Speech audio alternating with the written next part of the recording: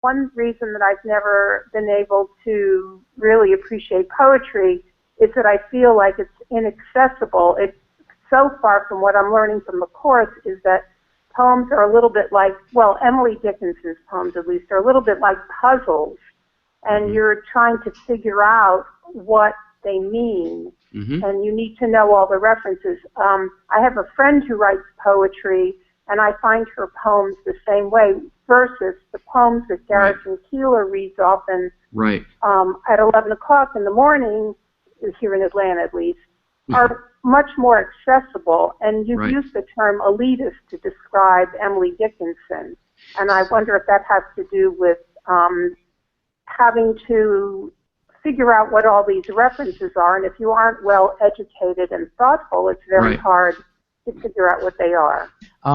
Jason, would you bring the microphone to Michael or Meredith, because Dan has something he wants to say. So here's Michael speaking for Dan. Dan just spelled, my experience is that if the puzzles are broken into small pieces, the education arrives, and the forums break the puzzles up. Oh, that was really beautiful. One of the many things that Dan said in that incredible, pithy Dickinsonian comment is that Joanne and everyone else, if we break things down into small pieces, then they become more accessible, and then we put it back together again.